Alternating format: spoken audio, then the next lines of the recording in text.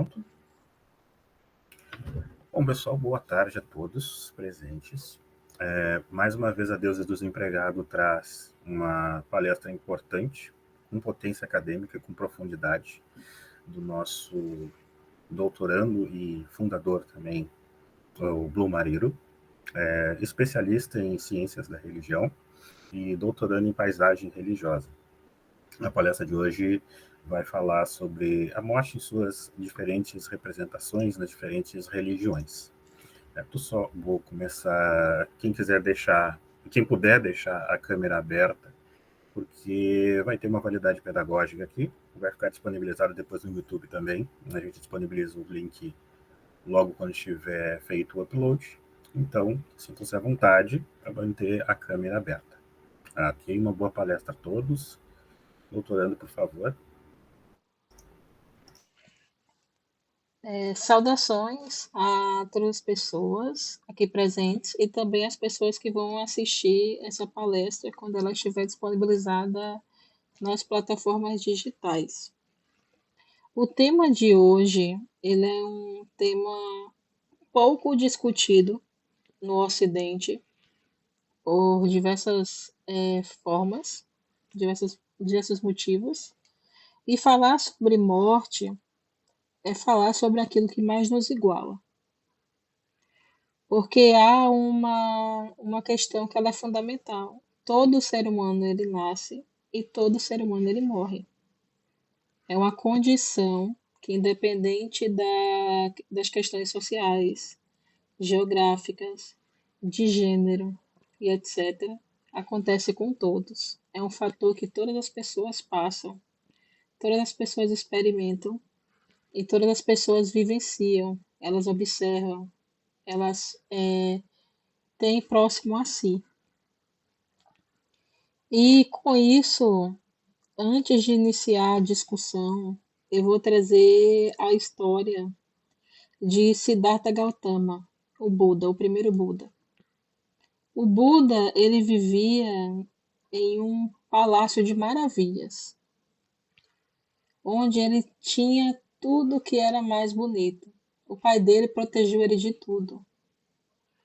E nesse processo dele de se tornar quem ele é, o Buda, de sair desse principado, porque Siddhartha Gautama ele era um príncipe e seria rei em algum momento.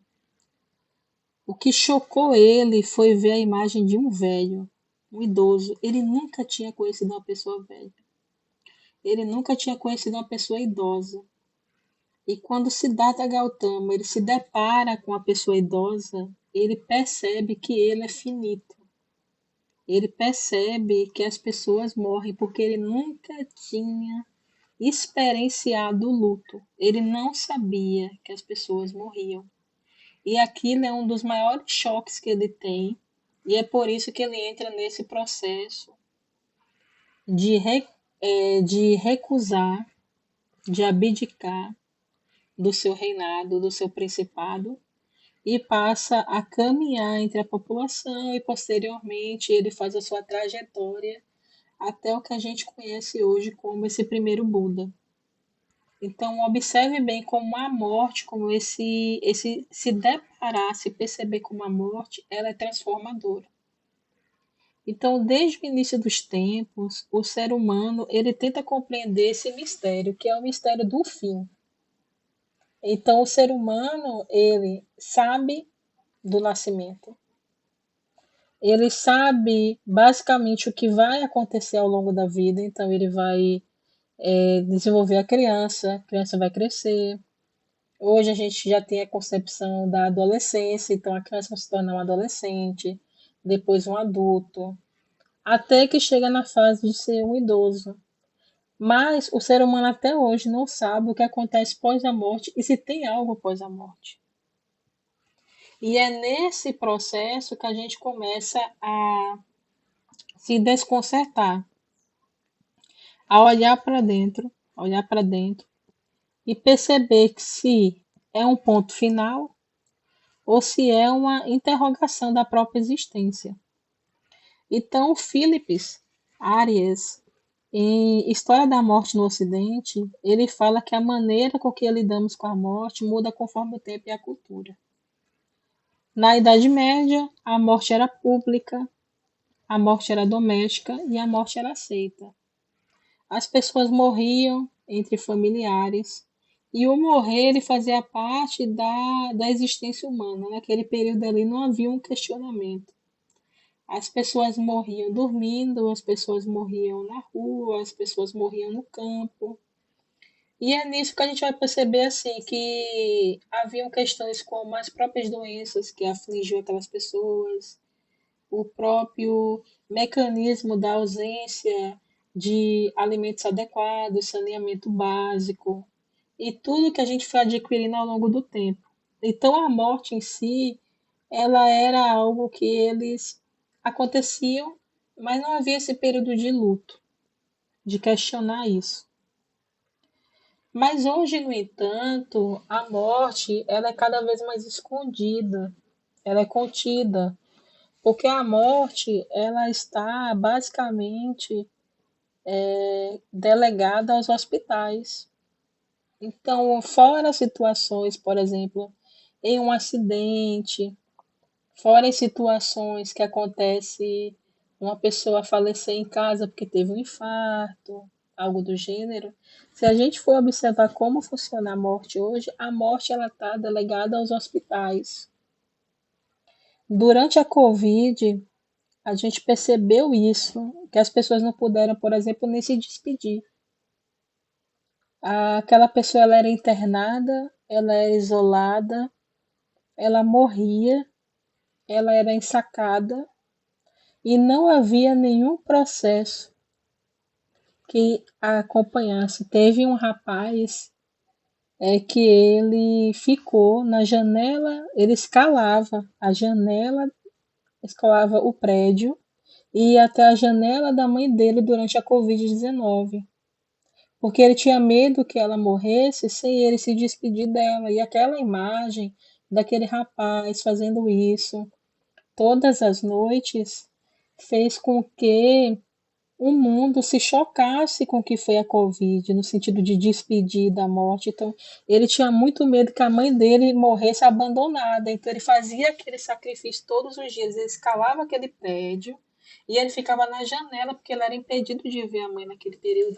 E a mãe dele realmente ela falece no hospital. Então, a Covid-19 ela veio com isso, né? Com essa questão. Então, a morte ela é envolta em silêncio, porque o hospital não é um local de fazer barulho. Então, a pessoa ela é cerceada, por exemplo. Então, o hospital é um local que ele é higienizado, logo naquele ambiente, a pessoa tem que remover aquele corpo, retirar aquele corpo. As pessoas não têm esse tempo de fazer essa reflexão. E se torna um tabu, principalmente por causa do silêncio. O silêncio é um dos maiores processos que tem para a questão da morte. E a sociedade moderna, né, ela parece preferir ver pessoas não morrerem. Então, se lá na Idade Média a morte era algo público, público no sentido que todas as pessoas participavam daquele ato, daquele momento. Se a morte era um ato público e doméstico, então a pessoa estava ali adoecida, chegava, por exemplo, o padre para fazer a extrema-unção. Depois chegavam os familiares e eles se despediam. Então havia todo aquele processo. Quando a gente tira isso da sociedade e inclui a morte como algo higienizado, silencioso e distante, o luto ele passa por um processo de silenciamento. E cada vez mais as pessoas se escondem desse processo com medo de encarar um fato que é tão natural quanto nascer. Todo ser vivo um dia morre. É um mal irremediado, como diria Ariano Suassuna, porque tudo que é vivo morre. Mas nas tradições religiosas, a morte ela é e continua sendo um rito de passagem. Logo, um momento que ele é limiar entre esse sagrado e esse transformador. O antropólogo Eliade, né, ele fala no sagrado e no profano que a morte ela é um rito e ela é um rito de passagem. O ser humano ele passa por diversos ritos. Ele passa pelo rito de passagem e esse rito de passagem ele faz parte dessa vida biológica. Então, quais são os ritos de passagem ao longo da vida? A morte seria o último rito e um dos mais importantes ritos, porque a morte ela faz com que pessoas aprendam sobre isso. E a morte ela faz com que pessoas experimentem sentimentos, né? Um processo assim de travessia de um estado para o outro. Dessa forma, cada religião, cada cultura, ela constrói a sua maneira de compreender a morte. E nessa palestra eu pretendo, né, abordar como funciona esse mistério da partida. Logo, nós temos aqui também, né, esse processo de morte, esse processo lá na Idade Média, como funcionou hoje, que a gente vai observando. E a morte como um rito de passagem, o GNEP, ele fala o seguinte, né? É um livro de 1909, é um livro mais antigo. Ele explica que todo momento da vida tem uma iniciação. Então a gente tem a iniciação do nascimento, a gente tem a iniciação do crescimento, a gente tem a iniciação do casamento e a gente tem a iniciação da morte. E eles passam por status. Cada rito desse é um status. Então, quando você nasce, você se torna filho ou filha, neto ou neta, sobrinho, sobrinha. Quando alguém nasce, há um rito. Alguém se torna pai ou mãe, alguém se torna avô ou avó, alguém se torna tio ou tia, padrinho, madrinha. Há um rito ali, primo, prima. Existe um rito. Quando a pessoa casa, é outro processo de rito. Se tornasse marido, se tornasse esposa. E nesse processo a gente vai ganhando outros tipos de rito, que podem incluir também como se tornar pai, se tornar mãe, se tornar avô, se tornar avó, se tornar tio, se tornar padrinho, se tornar madrinha, são ritos que vão acompanhando. E a morte também é um rito, porque a pessoa passa a ser um antepassado e a pessoa também tem aquela questão do se tornar ou viúvo ou viúva. Então, tudo que envolve a morte também tem um rito. E esse ser antepassado, ele é fundamental, ele é importante. É um status. Tornar-se antepassado, ancestralizar-se, encantar-se, voltar ao pó. Cada religião, cada cultura vai falar de uma maneira. Então ela observa que esses ritos eles seguem fases que são universais.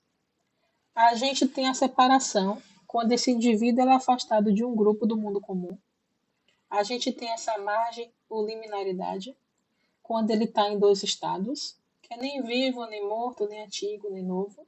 E a gente tem a reintegração, que é depois da transformação, né? Ele volta para a ordem social como um novo significado.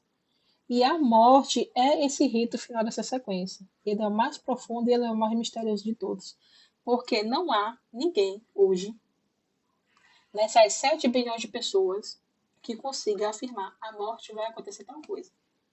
Ela pode acreditar, ela pode pesquisar, ela pode entender, mas não há confirmação. A gente não consegue confirmar isso. Ao contrário, por exemplo, do que acontece muito simplesmente com um obstetra. O obstetra, ele vai olhar naquela gestação e vai falar assim, ó, é o seguinte, a gestação vai durar mais ou menos 3 semanas, e vai nascer uma criança. Ponto. Ele sabe. É algo que pode ser aplicado. Mas ele não sabe quando o legista coloca lá o atestado de óbito. Ele não vai conseguir escrever falando assim: essa pessoa aqui, ela é do candomblé, logo ela vai para tal local. Quem vai dizer isso é a pessoa que é do candomblé, mas não vai ser o médico. Porque o médico ele só atesta até aquilo ali, que aquele corpo ele não tem mais vida, ponto. Mas o atestado diz assim: ó, fulano foi para um lugar melhor, ciclano foi para um lugar melhor, ciclano retornou para a terra, ciclano virou pó. Isso são questões individuais, são questões desses grupos específicos, também de religiões. Então, não há, é um mistério. Continua sendo um mistério, por mais que a pessoa estude isso. E os ritos, eles servem como uma segurança para os vivos, para além dos mortos.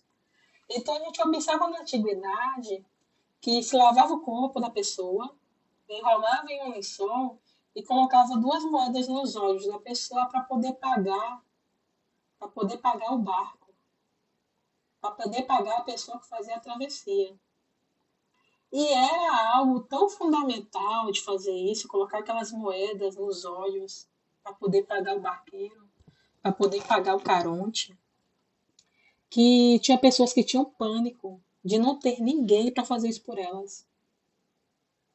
De não ter ninguém que falasse assim: eu preciso que alguém cuide de mim na morte, que é o quê? Colocar as 2 moedas sobre os meus olhos. Isso é uma garantia, isso é um cuidado.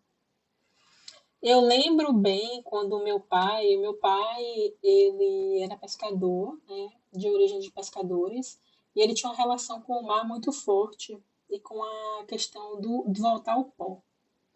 Ele tinha que ser enterrado em um local específico, e ele foi respeitado isso dele. O cemitério que ele está enterrado é um cemitério de nativos, né, da região dele. Só nativos podem ser enterrados ali porque é um cemitério histórico. E ele sempre falava isso. Independente de onde eu morra, eu quero ser enterrado ali. Eu preciso ser enterrado ali, eu preciso voltar para a terra. Eu não quero meu corpo cremado, eu não quero meu corpo isso, eu não quero ser enterrado em canto nenhum. E ele ganhou esse direito porque ele era nativo desse local. E ele sempre falava disso, da necessidade desse retorno, da importância desse retorno. Agora você pense, por uma lógica racional, ele poderia ter sido enterrado em qualquer cemitério. Poderia ter sido cremado, poderia ter ficado numa gaveta, poderia ter ficado num cemitério até mais caro e mais organizado do que aquele, digamos assim. Dependendo do valor que a pessoa tivesse para poder investir naquilo. Mas ele queria aquele momento, aquele cemitério e isso. E isso é um cuidado da morte. Então, o ser humano ele se preocupa em todas as etapas da vida. E o último rito de passagem dele foi respeitado. Então, houve realmente, eu acho que era um dos poucos consensos que todos os filhos tiveram de respeitar isso. Então, independente da situação que ocorreu ali naquele momento, ou do nervosismo, ou da tristeza, ou da angústia, ou da dor, aquele rito de passagem tinha que ser respeitado. E foi. Então, a gente observa que várias sociedades criam isso. Os muçulmanos passam por isso quando eles designam uma pessoa para limpar seus corpos. O Caronte, que tinha aquelas 2 moedas. As pessoas de Candomblé, que também têm os seus ritos, e assim por diante. E o Victor Turner, ele já fala que assim, ele aprofunda um pouco o que o Gennep fala. Porque ele diz que assim, há uma linearidade no luto. E o luto faz a pessoa estar entre 2 mundos. Porque existe esse mundo físico, no qual aquela pessoa carrega essa dor de fato. Ela se incomoda, ela sente dor, ela sente angústia. É algo visível. Então, uma mulher que foi casada durante 50 anos com um homem, estava com aquele homem todos os dias da vida dela, dormia e acordava com ele durante 50 anos. De repente, aquele homem falece por N motivos. Ela se vê com um prato vazio, um jogo de talher vazio, uma xícara vazia. Ela percebe que ela não gostava de comer geleia de abóbora, doce de abóbora, mas tinha doce de abóbora naquela casa. O que ela vai fazer com aquilo? Ela percebe que ela detestava a cor azul, mas ela tinha uma toalha azul em casa. E nessa linearidade que é esse entre o mundo dos vivos e o mundo dos mortos, a pessoa vai construindo o seu luto. Então, viver essas transições, ela faz parte do luto. E todas as pessoas passam por isso de diferentes maneiras. Tem pessoas que, por exemplo, elas decidem tirar tudo que é daquela pessoa e retirar da casa. Finalizar o ciclo assim. Tem outras que mantêm tudo intocável, que ninguém pode tocar, ninguém pode pegar. O luto, ele age de maneiras distintas a partir de cada pessoa. Pode ser relacionado à religião ou não, hábitos ou não. Então, a morte, ela é uma experiência que ela é coletiva de transformação. A morte transforma de todas as maneiras, de maneira coletiva. Mas não é apenas aquela pessoa que morreu que acontece a transformação. A morte transforma quem fica. Porque nós não sabemos o que acontece após a morte. O que nós sabemos é o que acontece conosco após a perda de alguém. Então, a gente começa a perceber que os vivos fazem essa travessia, que é emocional e simbólica. E quais são esses ritos que são os ritos fúnebres das tradições religiosas? Cada tradição religiosa, ela se organiza para poder ter esse rito. E o mistério dessa morte, do que vem depois, é falado por essas tradições. Então, a gente observa aqui no cristianismo, a pessoa tem esse conceito, né, que a morte ele não é o fim. É uma nova existência junto a Deus. Então, os cristãos percebem o quê? Esse corpo aqui, que é a matéria, ele vai se extinguir e eu vou adentrar o reino dos céus. E eu passo a minha vida inteira pautado em uma ética, a ética cristã, para poder alcançar esse último objetivo, que é o objetivo mais glorioso. Então a gente vê isso, né? Vai ter a missa de sétimo dia, por exemplo, vai ter oração, vai ter uma reza, vai acender uma vela em algumas tradições, outras não. Já nas religiões de matriz africana, existe um mundo espiritual. Então, quando a pessoa morre, ela ancestraliza, ela se torna um ancestral. Ela vai para um espaço que ele não é visível aos nossos olhos, mas ela continua existindo. Então, aquele espírito, aquela matéria fica, mas o espírito, aí sim ele vai fazer esse retorno. E esse rito, né, que a gente tem vários ritos, mas, por exemplo, tem um rito que é do candomblé, que é o rito do axexê. E o Prande, ele fala que a morte, ela não interrompe o axé, que é a energia. Ela o transforma e o devolve à origem. E é por isso, por exemplo, que pessoas do candomblé, pessoas do batuque gaúcho, pessoas que são iniciadas no orixá, elas têm um interdito, um tabu, que é sobre a cremação. Essas pessoas, elas precisam ser enterradas. Porque conforme o Itan, que é uma história sagrada, né?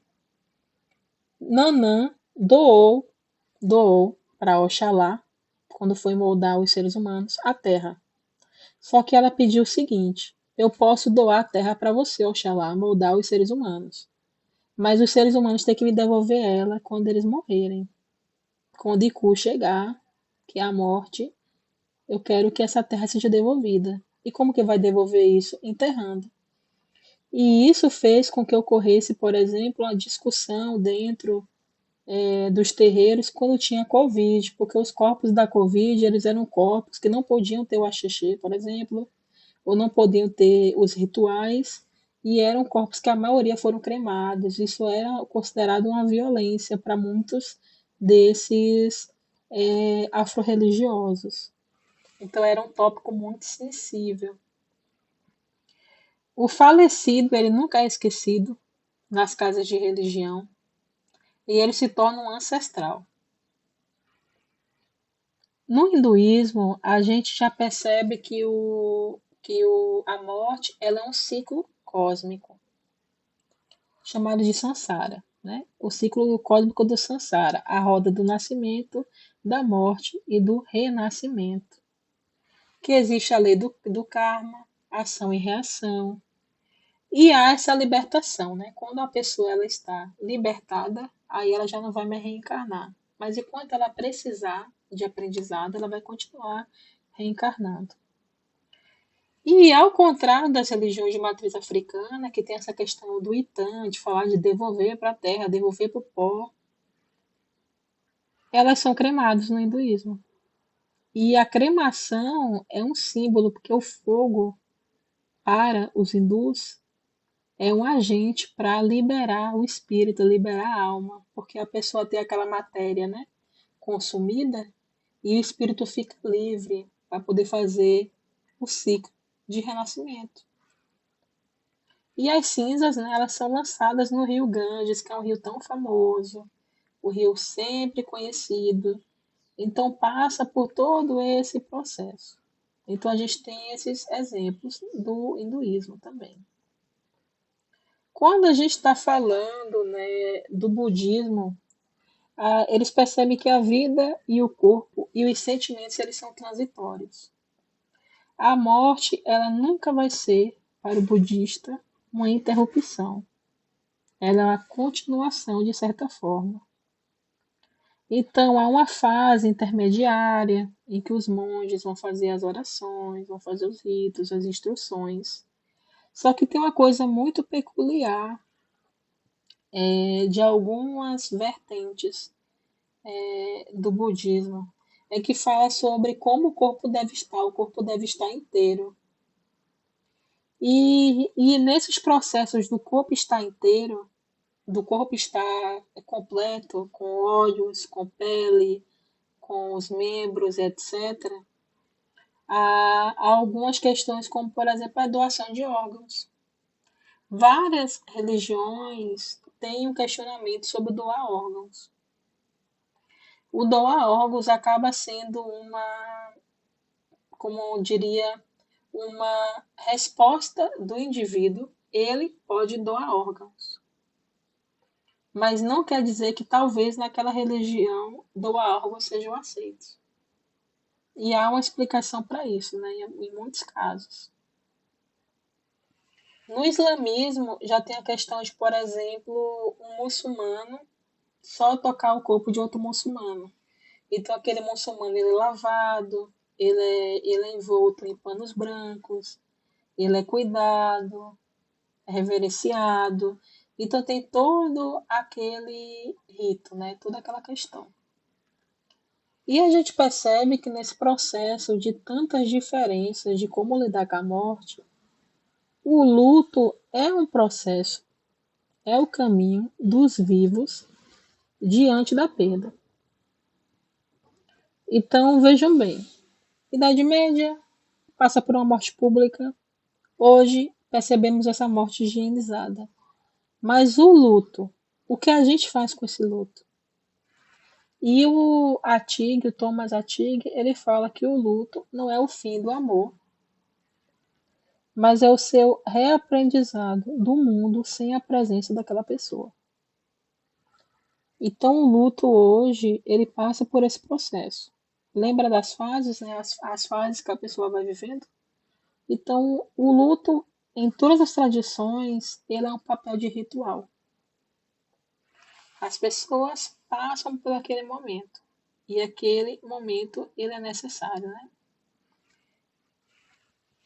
E, por fim, na minha fala, eu queria encerrar dizendo que existe esse conceito de falar da morte, mas falar também da vida, que a morte ela é algo certeiro e que toda pessoa vai passar. Mas o que nós, né, podemos fazer para vivermos bem, para termos essa arte da vida, uma vida boa, uma vida plena, uma vida feliz. Então, refletir sobre a morte nos convida, portanto, a viver melhor. Porque se eu reflito sobre a morte, eu também consigo refletir sobre a vida. Quando o meu pai faleceu jovem em comparação ao que se consegue viver hoje, né? Hoje a gente está batendo pessoas que têm 100 anos, pessoas que têm 90, pessoas que têm 80. Então, meu pai morreu muito jovem, de infarto.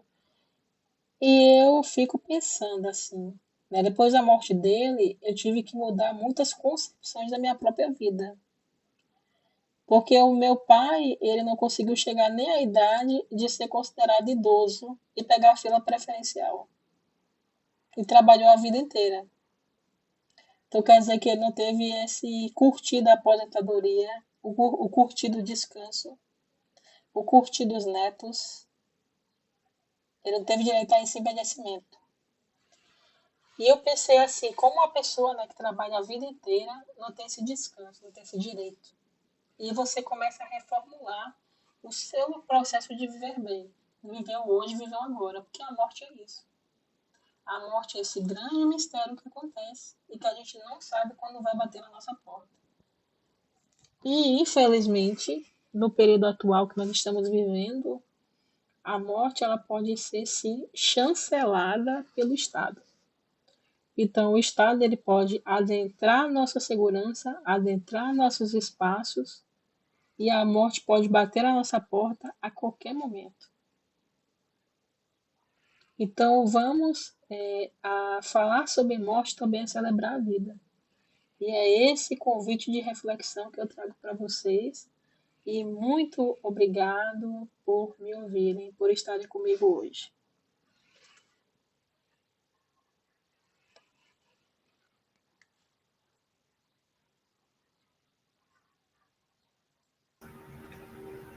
Muito obrigado mesmo, doutor Bilmariro, mais uma vez,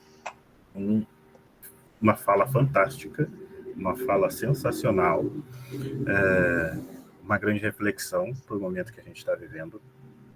E se alguém tiver perguntas, a gente pode abrir para perguntas, temos alguns minutos em relação à limitação da plataforma, mas estamos abrindo aí para perguntas, para reflexões, para conversa, para o diálogo, que é o que exatamente a gente vem para trazer nesse momento.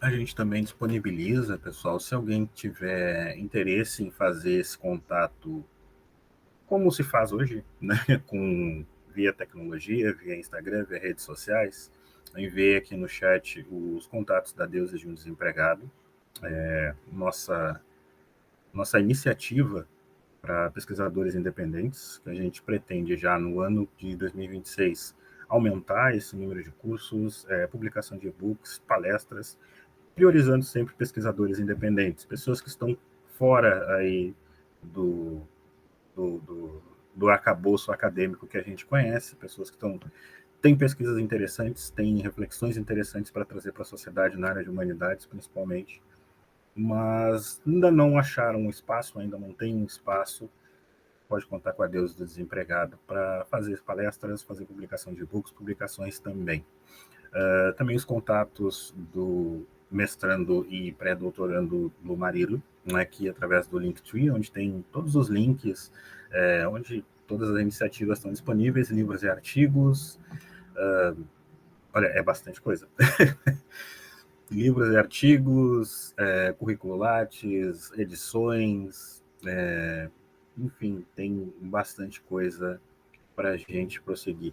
Bom, Marido, eu queria trazer rapidamente, já que você falou ali no final que o Estado está chancelando, está controlando a morte, não mais sendo aquele processo em que a gente trazia muito mais uma reflexão dentro dos limites religiosos, e a gente também tem uma aproximação da religião hoje como um braço do Estado. Como você vê hoje essa situação que a gente está vivendo, essa aproximação da religiosidade do Estado, esse controle da morte como simplesmente um martelo mesmo de dignificação da vida?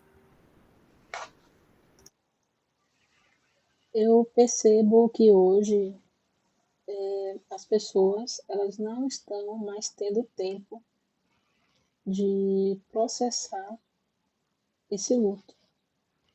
Se a gente for observar o que aconteceu agora, né, o que estava acontecendo no Rio de Janeiro, mães, pais, avós, parentes tiveram que atravessar esse processo de luto e não tiveram tempo de chorar os seus mortos. A busca era por proteção, a busca era por uma mediação ali para poder entender o que estava acontecendo. E além disso, a separação entre, que é o que o Estado também fez, de quem merece morrer e quem não merece morrer, que é o que aconteceu ali. E ali, automaticamente, quem aparentemente, né, quem estava nesse processo de merecer morrer eram todos que estavam naquele ambiente. Ao ponto da gente ter um pastor falando, 4 pessoas da minha igreja que não tem relação com aquilo morreram. E agora? E não há resposta para isso. O luto, ele continua sendo um luto, independente da situação que ocorreu ali. Mas essas pessoas, elas são brutalizadas, elas são dessensibilizadas. Elas estão ali tendo que viver num processo que é semelhante aos locais que estão em guerra. Estoura uma bomba aqui, morreu 100. O que eu vou fazer? Eu ainda estou vivo, então eu vou ter que migrar daqui. Se 15 pessoas da minha família morreram ou não, eu ainda estou vivo. Eu ainda tenho que me manter vivo. E quando eu vou chorar essas 15 pessoas? O processo foi semelhante quando a gente está falando ali, né? Que o Estado ele chancela esse tipo de violência e a população, por ignorância ou desconhecimento, ou até um processo de querer vingança e não justiça, porque são dois processos diferentes. Justiça é uma coisa, vingança é outra. Eles acabam olhando para o lado quando acontecem situações como essa. Então, hoje nós temos um novo evento semelhante ao que aconteceu na Candelária, o que aconteceu no Carandiru, o que aconteceu durante esse regime militar, ditadura e etc. Então, a gente tem esse movimento que está acontecendo e bem próximo desse 2 de novembro aí, que é um período, né, que as pessoas fazem esse retorno para poder vivenciar esse luto, visitar os mortos. Perfeito, perfeito. É uma timeline de uma série de situações que nos deixam numa espécie de luto eterno mesmo. Bom, pessoal, eu quero agradecer a todos que participaram. Apesar ali do pequeno embrolho no início, eu estou muito satisfeito com a participação de todos vocês. muito bom ver todos os rostos que vieram aqui, todas as pessoas que optaram por participar. A gente sabe como no sábado é sempre um horário delicado para todo mundo, então quem pôde participar, quem pôde estar nesse momento de reflexão, acompanhe a Deus do Desempregado. A gente vai ter bastante atividades aí no próximo ano, principalmente no início do ano. Então, quem quiser também trazer a sua atividade, trazer a sua pesquisa para o nosso hub, para o nosso coletivo aí, a gente fica muito satisfeito também em conversar e fazer essa participação. Encerrando por aqui, mais uma vez obrigado, um bom final de semana a todos, um bom momento de reflexão, se cuidem e qualquer coisa estamos aí. Uma boa tarde a todos.